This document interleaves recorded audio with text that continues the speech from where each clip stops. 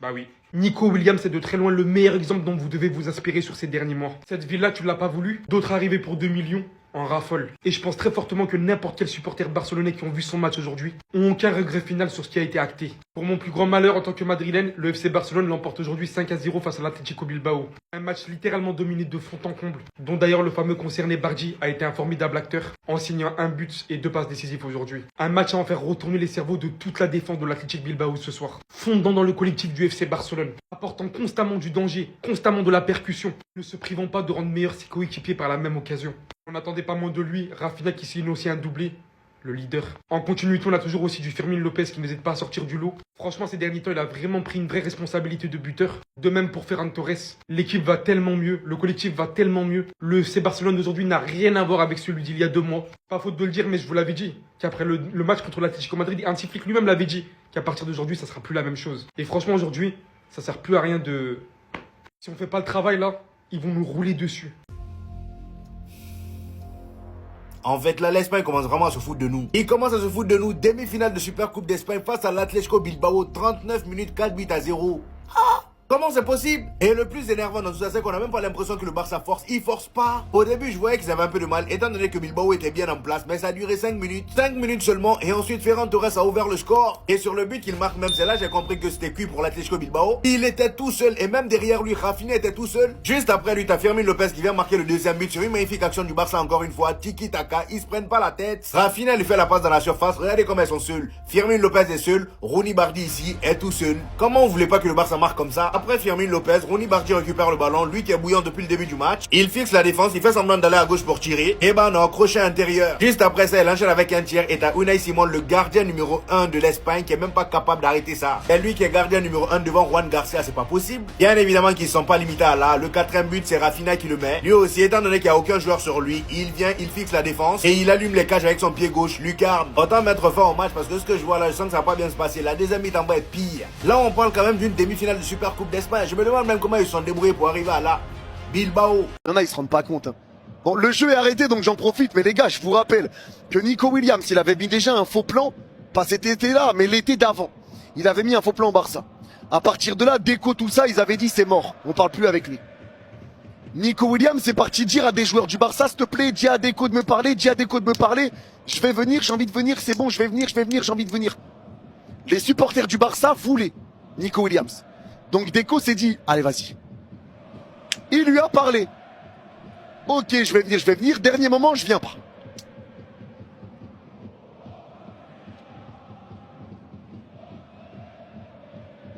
C'est 2 années de suite. Avec en plus, tu passes par des joueurs pour dire à Deco de te parler. Pour au final ne toujours pas y aller. Non, frère. Frère.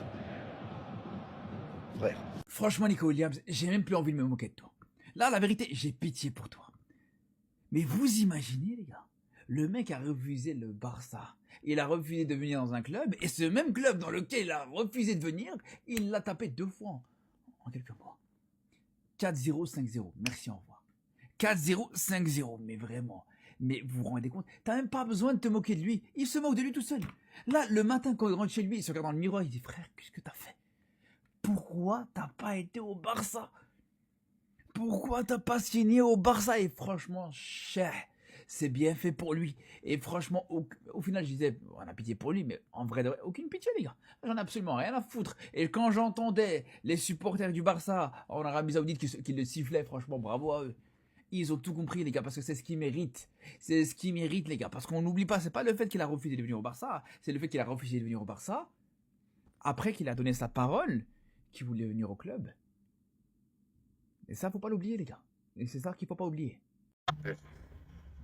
Non, non, non, non, non, non, non. Atlético. Blague à part, on est beaucoup à se moquer de ce garçon à chaque fois qu'on gagne contre l'Athletic Bilbao parce qu'il n'a pas voulu venir au Barça. Mais j'aimerais préciser quelque chose. Je vous jure, ce garçon voulait venir au Barça. C'est de l'Athletic Bilbao qui l'a bloqué. Les gars, quitter l'Athletic Bilbao, c'est impossible. Si tu n'as pas 30 ans, tu ne peux pas quitter l'Athletic Bilbao. Les enfants qu'ils ont formés, ils veulent les exploiter d'abord, ensuite tu quittes. Le petit a reçu beaucoup de pression. C'est lui qui a contacté le Barça, c'est lui qui voulait venir. mais ils lui ont mis la pression. Ils ont déjà passé. D'abord, son frère a vécu la même chose. Je pense même qu'ils vont même te menacer. Parce que c'est eux qui ont investi sur toi. Même Inigo Martinez a quitté, presque tous leurs grands joueurs ont quitté l'Atlético à 30 ans. Et pourtant, des grandes équipes voulaient qu'ils partent. Et ils voulaient y aller. Mais ils n'iront pas. C'est à partir de 30 ans qu'eux, ils vont sortir. Ça a toujours été comme ça. Et lui, il voulait faire l'exception. Ils l'ont dit non. Il est le seul qui a signé 10 ans de contrat. Vous pensez qu'il aime tellement l'Athletic Bilbao qu'il a signé 10 ans de contrat? Même aucun joueur, même Messi qui vit pour le Barça, qui aime le Barça, qui se cache pour aller dans le stade, n'a jamais voulu signer 10 années. Ça n'existe pas un joueur qui aime tant son club qui signe 10 années. C'est une prison. Ils l'ont enfermé parce qu'il voulait partir. Donc, il faut aussi qu'on nuance un peu les choses parfois. Ce serait bien. Vieux philosophe. Et sans l'arbitrage, je pense que le Real aurait 0 coupe de comment on l'explique ça? Deux informations mercato pour le Real Madrid et attention, une énorme offre vient d'arriver pour Vinicius. Mais avant qu'on en parle, n'hésitez pas à vous abonner, il n'y a que 11% des gens qui regardent mes vidéos qui sont abonnés, il faut augmenter mon nombre de followers, alors abonnez-vous. La première information, ça concerne le gardien Lunin, il intéresse pas mal de clubs et notamment Tottenham. Alors bon, Lunin, lors de chaque mercato, on entend dire qu'il intéresse des clubs qui risquent de partir, mais au final il reste parce qu'il aime bien Madrid. Mais bon, force est de constater qu'un jour ou l'autre, il va sûrement décider de partir. C'est tout de même un très très bon gardien, il l'avait montré quand Courtois s'était blessé. Mais bon, Courtois est intouchable, ça c'est sûr. Je pense pas que le Real Madrid l'embêterait beaucoup pour partir, vraiment, une petite offre serait sûrement acceptée, autour de 10, entre 10 et 20 millions d'euros, selon le club peut-être, mais vraiment, en tout cas, c'est sûr que le Real Madrid le laisserait partir parce que il a jamais posé de problème, ça a toujours été un joueur très apprécié du vestiaire, donc bon, il n'y a vraiment aucune raison que Florentino Pérez commence à l'embêter. Et puis en plus, dans l'équipe de jeunes, il y a pas mal de gardiens qui ont l'air assez prometteurs, donc pourquoi pas justement pouvoir faire monter un gardien pour qu'il soit le deuxième gardien, en sachant que Courtois se blesse quand même de temps en temps, plus les matchs de coupe, bref, un gardien qui aurait quand même pas mal de temps de jeu. Et la deuxième info, ça concerne Vinicius qui intéresserait apparemment Chelsea. Chelsea qui vient de changer d'entraîneur, et du coup ils sont un peu en train déjà de voir leur mercato d'été, un peu de voir comment ils aimeraient restructurer leur équipe, et ça parlerait du coup d'une offre autour de 160 millions d'euros pour Vinicius. Vinicius qui n'a plus que 18 mois de contrat, donc bon, à voir ce qu'il va faire, à voir le Real Madrid, je pense de toute façon, si Vinicius ne veut plus signer, ils vont être obligés d'accepter l'offre. Et puis pour Vinicius, si vraiment il veut quitter le Real Madrid, Chelsea, la Première Ligue, c'est tout de même une superbe opportunité pour lui. Après, c'est un super joueur, j'espère vraiment qu'il va faire le plus longtemps possible au Real Madrid, mais bon, s'il veut partir, ça peut aussi s'entendre. Il y a beaucoup de pression dans les médias, en Espagne. Bref, au bout d'un moment, c'est compréhensible aussi de vouloir changer un peu d'air. En tout cas, dites-moi en commentaire ce que vous feriez si vous étiez Vinicius. Est-ce que vous iriez à Chelsea ou vous resteriez au Real Madrid? J'ai hâte de connaître tous vos avis. En attendant, n'hésitez pas à vous abonner, à liker, à commenter, à partager. Je publie tous les jours des vidéos sur le Real Madrid. Merci. Tu l'auras ton putain de ballon d'or un jour. Tu l'auras. Mais avant ça, tonton, il va gagner le trophée du meilleur entraîneur de l'histoire du football. 25 novembre, je promets que nous verrons un autre Barça. Depuis cette déclaration, éteignage de l'Atlético 3-1, 5-3 face au Betis, 2-1 face à Francfort, 2-0 face à Osasuna, 2-0 face à Guadalajara, 2-0 face à Villarreal, 2-0 face à l'Espagnol, 5-0 face à Bilbao. Là, vous avez vu le match, vous pensez peut-être Bilbao, c'est une équipe de Coupe du Roi, de D3, de D4. Comme dirait Unai Simon. Quelle putain de malchance! Il en a encaissé 5, ce sgeg. Et il ose te dire que c'est de la malchance. La malchance, c'est que Yohan Garcia il soit pas appelé en sélection et que toi tu sois titulaire. Ça, c'est ce que j'appelle un collectif. 14 buts pour Ferran, 7 pour Rashford, 2 pour Pedri, 8 pour Fermin avec 8 passes décisives, 6 passes décisives pour Pedri, 9 passes décisives pour Rashford. Olmo, avec le peu de matchs qu'il a joué, il a 5 buts et 2 passes décisives. Rafinha, 9 buts, 4 passes D alors qu'on sait qu'il était blessé. Lamine, 9-9 et Lewandowski, 9 buts. On m'a dit qu'on pourrait pas faire une saison avec lui. Et pourtant, statistiquement, il s'assoit à la table des meilleurs buteurs cette saison. Moi, je peux me vanter de toujours avoir été dans le train TF7. Vous voyez cette équipe? Je me faisais la réflexion. L'année dernière, je l'ai trouvé meilleur. Mais en fin de compte, on est loin du compte. Le Barça cette saison, c'est peut-être un petit peu moins flamboyant. Mais qu'est-ce que c'est clinique? Depuis la déclaration de Tonton, on est sur 27 buts marqués pour 6 buts encaissés. Sur les 5 derniers matchs, le Barça c'est tout simplement 0 nul, 0 défaite, 13 buts marqués, 0 but encaissé, 5 clean sheets. 5 clean sheets sur 5. Et juste pour le kiff, Dites-vous qu'aujourd'hui, on a laissé le petit au repos. Je sais même pas pourquoi tonton il l'a rentré. La mentalité allemande, ça va trop loin des fois. Aujourd'hui, il fallait juste le laisser au repos, le boulot, il était fait. Bref, les Madrilènes, ne faites pas les idiots. Il y a une finale à disputer. On a une revanche à prendre. Même si je pense que vous allez perdre demain, gagnez votre match. Faut qu'on se règle. Iñaki Williams qui veut nous faire croire que tout était inventé depuis le départ, que le Barça a fait une pression médiatique sur Nico Williams. Franchement, je pense qu'il est en train de perdre la tête. Attendez, bougez pas, je vous explique. Iñaki Williams, nous savons tous comment se passe le football et la pression qu'il voulait exercer sur les supporters de l'Athletic et sur mon frère. Il pensait qu'avec une campagne médiatique, ça fonctionnerait. Mon frère avait déjà pris sa décision, mais il fallait rédiger un long contrat. Il ne pouvait pas être annoncé du jour au lendemain. Des événements perturbés, les objectifs de l'Athletic Club, la fresque vandalisée et les vitres de la voiture brisées. À un moment, Iñaki, ça sert à rien de mentir. Si les fans de Bilbao sont idiots, ne veulent pas voir la vérité en face, c'est pas à nous que tu vas mentir. Regardez la date. Laporta avait déclaré publiquement que Nico Williams n'était pas dans les plans. Tous les tweets de Fabrizio Romano qui nous expliquent comme quoi l'accord était fait, et surtout comme quoi c'est lui qui a envoyé son agent pour nous expliquer qu'il voulait que Barcelone ou Bilbao. La story Insta de Lamine qui a un pote à Nico. Les likes de Baldé et de Jong sur des posts qui visent Nico au Barça. La direction de Bilbao qui enquête sur les finances du Barça. Rafa Just et Laporta qui répondent clairement que Bilbao doit s'occuper de ses affaires. La fameuse réunion entre Tebas, le président de la Liga, et la direction de Bilbao. Et bizarrement, quelques jours plus tard, il prolonge jusqu'en 2035. La vérité, elle est là, Nico Williams voulait se barrer et Tebas a donné une munition à Bilbao pour pouvoir faire peur à Nico Williams. Donc Iñaki Williams, ça sert à rien de mentir, personne va te croire, peut-être que les supporters de Bilbao sont débiles, mais tu vas pisser dans la tête de aucun Barcelonais, car on savait tous que ton frère voulait. Et tu vas pas me faire croire que la direction de Bilbao, la direction du Barça et Fabrizio Romano et les joueurs ont menti. Sinon vous les gars, vous en pensez quoi? Raneo sur ta pensée, on s'ennuie. Nico Williams et son frère Iñaki Williams nous avaient pourtant dit Athletic win. Mais au final, vous avez gagné quoi et qu'est-ce que vous allez gagner cette saison? Honnêtement. Le seul truc qu'ils ont gagné, c'est que son frère a prolongé 10 ans. Mais 10 ans pour gagner quoi? Si c'est pas avec l'Espagne, pour gagner quoi? Combien de fois, lorsque tu vas affronter le Real ou le Barça, on va devoir bouder? Combien de fois on va devoir bouder? Jusqu'à il a changé de chasuble tellement c'était hard. Mais finalement, les gars, c'est juste triste. Parce que si c'est pas après une grosse Coupe du Monde, qui va aller le chercher honnêtement? Qui?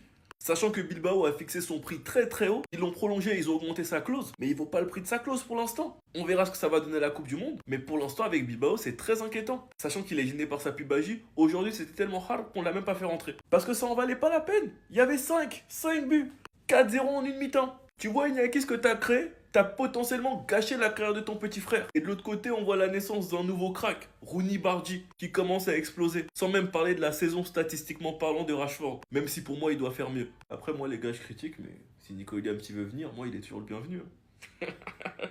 Heureusement que j'ai privilégié PSG Marseille plutôt que ce match de merde parce que sinon, un match bien gaze, le haram ball des deux équipes c'est trop. Donc malgré l'excellent conseil que je vous ai donné hier, vous avez pas entendu. Vous avez fait la sourde oreille, vous vous êtes entêté pour la jouer cette finale quand même. Je vous ai conseillé de laisser l'Atlético vous battre pour vous éviter le pire dimanche. Qu'est-ce que vous avez pas compris? Pour une fois qu'on veut être gentil avec vous, c'est comme ça que vous nous remerciez? Ok, on va se capter dimanche. Ça va me faire bizarre de le dire, mais je dois vous remercier les Madrilènes. Merci d'avoir gagné. Merci d'avoir ignoré les conseils qu'on vous a donnés. On vous a demandé d'éviter la finale. Vous vous êtes entêtés pour la jouer. Merci. Merci parce que ce qui va se passer dimanche en 4K devant le monde entier, ça va être sale. Ça va être méchant. Méchant pourquoi? Déjà parce qu'on est motivé pour la remporter cette finale. Et encore plus parce qu'on a perdu le premier classico. On n'a pas oublié ce qui s'est passé après. Donc tout simplement, merci à vous pour cette qualification en finale. Je pense que je n'ai même pas besoin de l'annoncer à l'avance, je n'ai même pas besoin de parler, vous savez très bien ce qui va se passer dimanche. Jude Bellingham, le joueur du Real Madrid, a été questionné par rapport à la non-signature de Nico Williams du côté du FC Barcelone. Jean-Yves, tu as posé cette question, qu'est-ce que ça vous fait? Il a dit, je m'en fiche, ce n'est pas lié à mon club du Real Madrid. Et toujours avec Jude, il a parlé aussi de l'adversaire du Real Madrid aujourd'hui, le Borussia Dortmund, coup d'envoi ce soir 22h, son ancien club à Dortmund. Donc Dortmund est une très bonne équipe, mais nous sommes confiants. Il a parlé de son frère Jude Bellingham qui est suspendu pour la rencontre. On a ça en commun, on est toujours suspendu, donc lui pourra jouer mais pas son petit frère. On va parler cette fois-ci d'Arda Güler et Xabi Alonso le dit, on joue mieux quand Arda Güler est sur le terrain. C'est qu'Arda Güler, les gars, a changé de position depuis que Xabi Alonso est le coach. Il ne joue plus attaquant ou ailier, il est plutôt maintenant milieu de terrain. Et c'est vrai, surtout, il a pas mal de temps de jeu, alors qu'avant avec Ancelotti, c'était un peu compliqué pour lui de jouer. Donc Arda Güler s'installe dans son rôle d'élément clé au milieu de terrain du Real Madrid. Donc ses minutes ont augmenté à chaque match, jouant 45 minutes lors du premier match, puis 60 minutes, 67 et 78 minutes pour le quatrième et dernier match. Et on finit les gars avec Vini Junior. Donc Vini Junior a déjà affronté Dortmund. C'était il y a quelques mois les gars en Ligue des Champions. Il avait sorti cette masterclass là avec un triplé. Il y avait une victoire 5-2. Le Real perdait 2-0, ils avaient gagné 5-2. Triplé de Vini, donc 7 tirs, 5 dribbles réussis, 2 passes clés, 6 duels gagnés. Il a réalisé un match exceptionnel. Vini Junior qui retrouve du coup Dortmund ce soir pour ce quart de finale de Coupe du Monde des clubs. Bonne nouvelle, le Real Madrid est en finale de Supercoupe d'Espagne. Ce sera dimanche contre le Barça. Le Real Madrid vient de battre dans le derby madrilène l'Atlético Madrid. Victoire 2-1. Mais que le match fut compliqué. Tout avait très bien commencé, pourtant un super but de Valverde que vous pouvez voir tout de suite.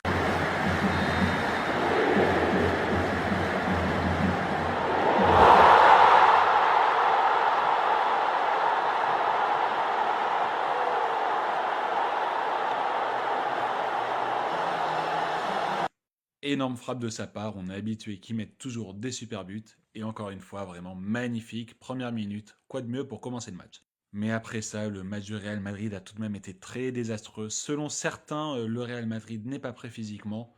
C'est vrai, on l'a même vu en fin du match, le Real Madrid n'était plus du tout là. Mais au-delà même du physique, pour moi, il y a de terribles problèmes tactiques. Je comprends pas l'utilisation de Vinicius. Vinicius qui doit redescendre totalement en défense. Enfin, il a un rôle de défenseur dès que l'équipe adverse a la balle et vraiment, c'est tout de même contraignant offensivement. Parce que déjà, c'est pas un défenseur, donc ça aide pas non plus énormément défensivement. Mais en plus de ça, dès que le Real Madrid récupère la balle, il doit courir 30-40 mètres de plus, qui va mathématiquement directement le fatiguer. Et en plus de ça, le temps qu'il arrive là-bas, l'équipe adverse a le temps de se déplacer, de se repositionner défensivement. Bref, pour moi, ça n'a aucun sens. Alors certes, c'est bien de faire du pressing, mais pour moi, le pressing des joueurs offensifs doit être offensif, pas défensif. Et encore pas, surtout pas si bas. Enfin vraiment, parfois on le voyait vraiment défendre à la place de Carrera. Seconde mi-temps, le Real Madrid est pas mieux, mais bon, l'Atlético Madrid sort l'autre, rate pas mal de trucs. L'Atlético Madrid ne fait pas non plus un super match. 2-0, but très très sympa de Rodrigo avec une belle passe de Valverde. Et après ça, c'était la débandade. L'Atlético Madrid met le 2-1 juste après. Pareil, un centre de la gauche, Vinicius doit défendre, mais bon, c'est pas un défenseur. Et Carrera, je sais pas où il est sur l'action. Et après ça, vraiment, le Real Madrid n'a rien fait du tout. Des changements, des mauvaises nouvelles. Rudiger et Asensio se sont blessés, à voir s'ils seront disponibles contre le Barça. Mais bon, au final, c'est passé de peu. Heureusement que l'Atlético Madrid est tout de même assez médiocre. Bref, à voir ce que ça va donner dimanche, mais déjà, tactiquement, c'est pas bon. Le jeu n'est pas bon, il n'y a pas grand-chose qui est bon dans cette équipe depuis à peu près octobre. Et en plus de ça, l'équipe a l'air totalement cramée physiquement, ça va être très très compliqué dimanche. Mais on va voir ce qui va nous attendre. De toute façon, les classicos, c'est toujours très différent de ce qu'on peut toujours s'attendre, donc à voir. Bref, dites-moi en commentaire ce que vous avez pensé du match, si vous avez bien aimé le match du Real Madrid ou pas du tout. Ça m'étonnerait que certains aient aimé le match du Real, mais bon, à voir. Et puis, on se revoit dimanche, même si avant ça, je vais sûrement faire d'autres vidéos sur le Real Madrid en attendant. N'hésitez pas à vous abonner, à liker, à commenter, à partager, à publier. Merci beaucoup. Le Real Madrid vient de recevoir une offre, les gars, pour son défenseur allemand Antonio Rudiger de la part du Galatasaray. Donc le club turc est très intéressé par Antonio Rudiger. Il a fait une offre au Real Madrid. Le joueur veut rester lui au club et son leadership est apprécié. Mais bon, pour l'instant, n'oubliez pas qu'il est en fin de contrat dans 5 mois et 22 jours exactement le 30 juin prochain. Et pour l'instant, on ne sait pas s'il va rester partir. En tout cas, le Gala très intéressé. Des nouvelles également concernant Pierre-Emile Hojbjerg, joueur de l'Olympique de Marseille. Il n'est pas insensible à l'intérêt de la Juventus Turin. Il vit une saison contrastée avec l'OM et se sent parfois esselé. En interne, les dirigeants excluent un départ. Hors de question de se séparer d'un titulaire en janvier. Après l'été prochain, ça peut être totalement jouable pour le joueur, lui qui, on a l'impression, rêve de la Juve.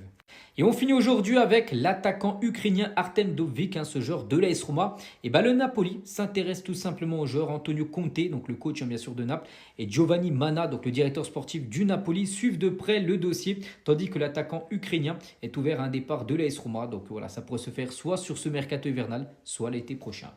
Ce soir, le coach du Real Madrid, Xabi Alonso, joue très gros lors de la Super Coupe d'Espagne. N'oubliez pas qu'il y a un Real Madrid Atlético qui jouera contre le Barça dimanche. Pour l'instant, on ne sait pas.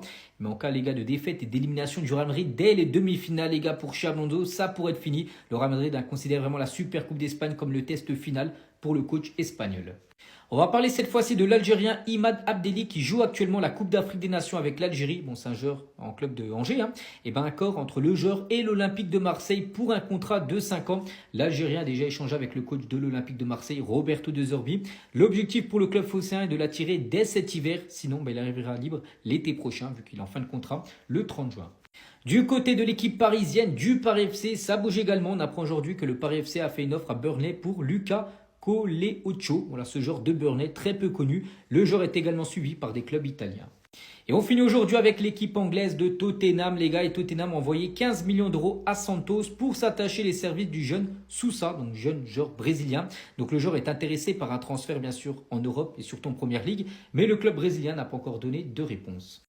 Les transferts officiels du jeudi 8 janvier, c'est parti. On commence tout d'abord avec l'attaquant français Arnaud Calemendo. Et c'est officiel après 6 mois du côté de Nottingham Forest où c'était un flop total, 0 but. Et bien il rejoint l'équipe de Francfort en prêt. Donc c'est un prêt payant de 1,5 million d'euros pour l'avoir 6 mois. Et après Francfort, les gars, aura le choix de lever ou non son option d'achat fixée à plus de 30 millions d'euros. Donc en gros, il arrive à Francfort pour remplacer Eli Wahi, lui qui est parti du côté de Nice.